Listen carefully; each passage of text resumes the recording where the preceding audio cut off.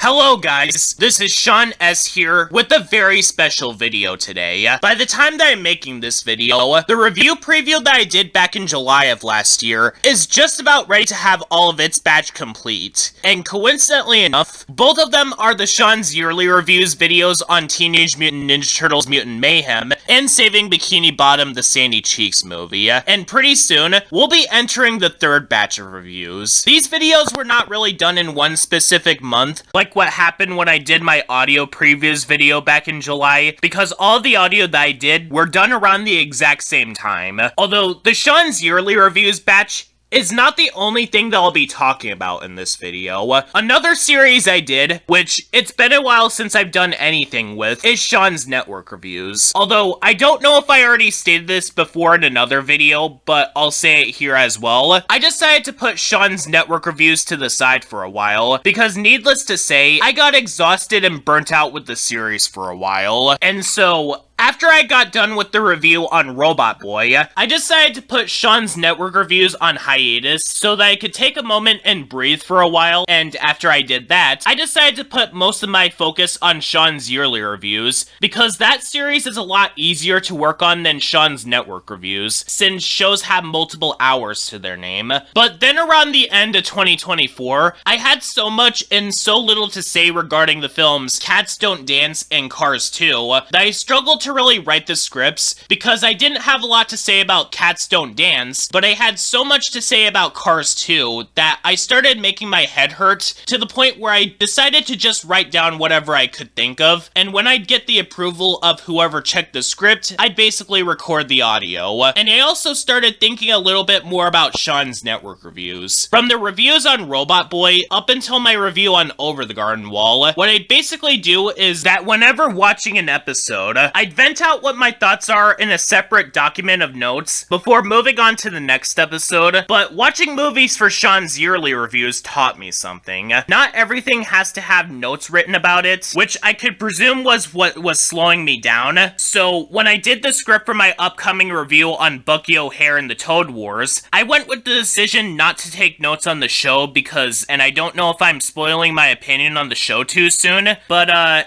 it's definitely a show, alright. And this was also a good motivator for me to write the scripts for my reviews on Long Live the Royals, Family Dog, Aquaman King of Atlantis, Villainous, The Amazing Digital Circus, Primos, Kamp, Koral, and The Patrick Star Show. And given what I've been doing for Sean's Yearly Reviews, where the videos have a specific style where I'd use media clips at certain points, and have the screen bug for the production number of each review at the side of the screen when I'd review animated movies, I thought about using the same style for Sean's Network Reviews, because they're pretty much both under the same umbrella, and I won't really need to worry about the editing on these particular reviews that badly, because like I said in the previous audio previews video, I now have Sam V to help me with these reviews in more ways than just the editing. I like the blur image technique that he used in the Ruby Gilman Teenage Kraken review, to the point where I decided to use that same effect whenever editing reviews that he didn't volunteer to edit. Though, after the Ruby Gilman Teenage Kraken review, the process of him getting the reviews done are more slow now, but I do know that Sam V has been very busy as of late, and I would just let him take as much time as he needs to. And more recently, I got someone else on board to help with these reviews, but I'll be keeping him a surprise for now until he actually gets the video done, and then I'll go ahead and credit him as the editor of whatever video he edits. Though, if he does resign, or he's not able to edit the review because of technical issues, I'll either edit the review myself, or hand it to Sam V if he volunteers to edit that same review.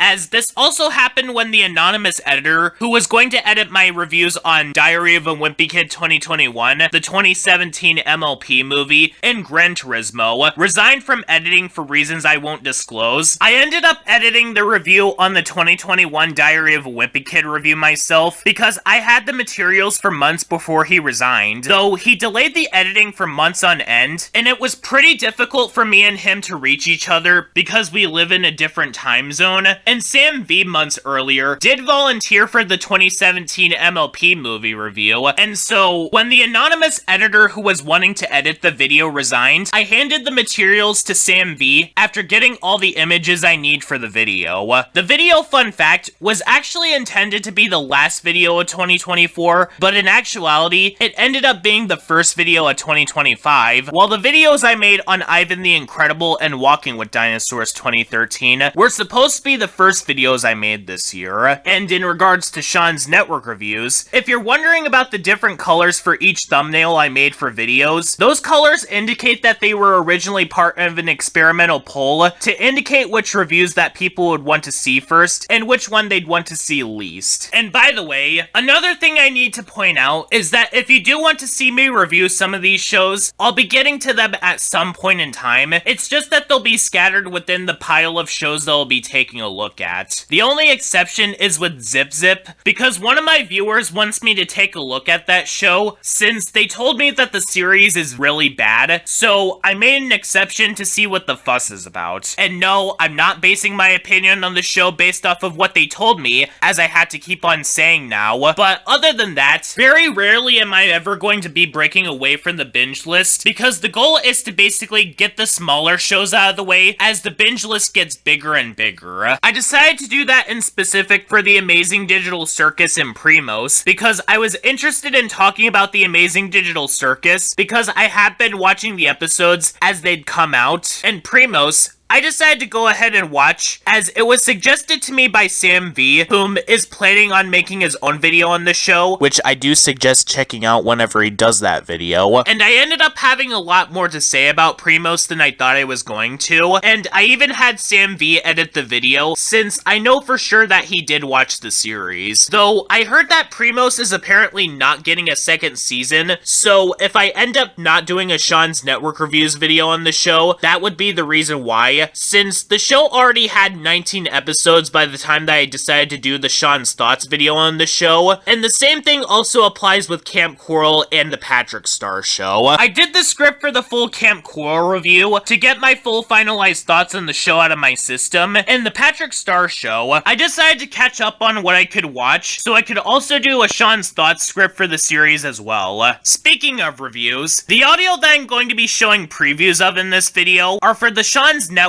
and Yearly reviews, as well as the Sean's Thoughts episodes on Oban Star Racers, Kappa Mikey, Over the Garden Wall, the Spongebob Squarepants movie, the Zig and Sharko and the Adventures of Bernie double review, Raya and the Last Dragon, Elemental, the Plankton movie, Rock Dog 2, the Boss Baby 2 Family Business, Escape from Planet Earth, Gran Turismo, Cats Don't Dance, Cars 2, Bucky, Hare and the Toad Wars, Long Live the Royals, Family Dog, Aquaman King of Atlantis, Villainous, and Kamp Koral SpongeBob's Underyears. The only reviews that I'm not going to be showing audio previews of in this video are the ones for the reviews of the Amazing Digital Circus and Primos, because those reviews are already out by the time that I'm making this video, and I'm also not going to show the audio for the Sean's Thoughts video on the Patrick Star show, because even though the script is finished, I haven't started recording the audio yet, but I can show the script for the video and have text-to-speech play over it. And even though the Plankton movie is not out by the time that I'm making this video, I watched the film when it got leaked. And I may be spreading unpopular opinions here, considering the fact that other people have been saying that the film is actually good, but I think the Plankton movie is very bad, and is definitely the worst thing that involves Plankton in the franchise. And I've been holding on to some of these other reviews for a while, due to, once again, me being burnt out with Sean's Network reviews for a while, around 2022 to 2024, specifically with Oban Star Racers, Kappa Mikey, Over the Garden Wall, and the double review on Zig and Sharko and the Adventures of Bernie.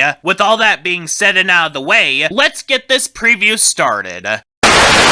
But with that being said though, Oban Star Racers is not perfect by any means necessary. I already went through some of the things that I don't like about this show, such as with Eva herself, as well as that episode that I mentioned a little bit ago, where she goes way too far, but there are some other things that I do need to bring up. I don't know if it's because of the fact that by the time that this show was airing, Avatar: The Last Airbender was airing on Nickelodeon, but every single time that the characters bring up the word Avatar, I was always reminded of the show Avatar: The Last Airbender, to a point where I wouldn't be surprised if other people were distracted by this as well. Second, this show actually has a lot of bad episodes. This show can be very hit or miss at times. In all honesty, Kappa Mikey is one of the biggest examples of a show that, well, I still think is good, has a very hit or miss quality, that depending on the person watching, they could end up stumbling upon one of these miss episodes, and they would be turned off immediately. This show is more hit or miss in quality than most other shows that I've ever seen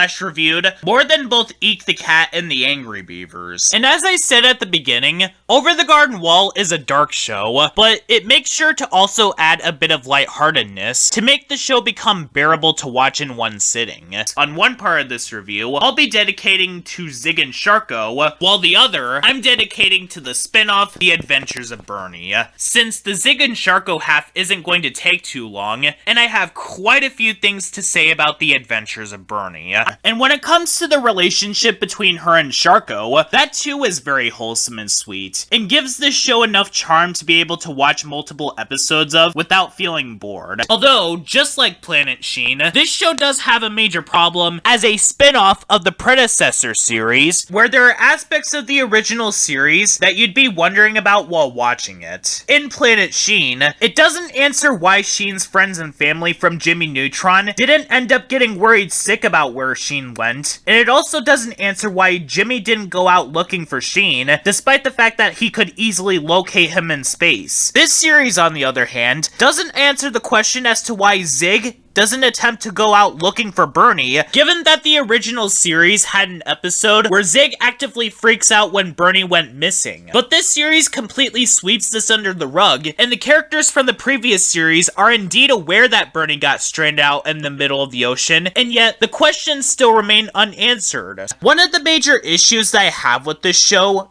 is a very similar problem that I had with Power Players, where throughout my watch-through of each episode of the series, the show fails to really get me invested with what's going on, or do something noteworthy. There's nothing in this show that is noticeably good, except for the action sequences, but as proven by what I said towards Power Players, that's not really something that improves the overall quality, while at the exact same time, there's nothing really bad about it either. And generally speaking, this show seems to have a pretty similar problem that I pointed out with Middle School Moguls, where the show generally feels like it didn't want to be a miniseries at all, and more like a full-on show. But Cartoon Network, for some reason, didn't want this to be a full show, but Long Live the Royals definitely has the feeling that it didn't want to be like this, but they had to meet the demands of Cartoon Network. In fact, this show is honestly what it would have been like if Courage the Cowardly Dog was executed in a way where it was realistic, which automatically makes this show 10 times more scarier than Courage, and I mean that in a bad way. It honestly feels as if the show was given writers that wrote something drastically different than what the animators wanted, though they tried to compensate this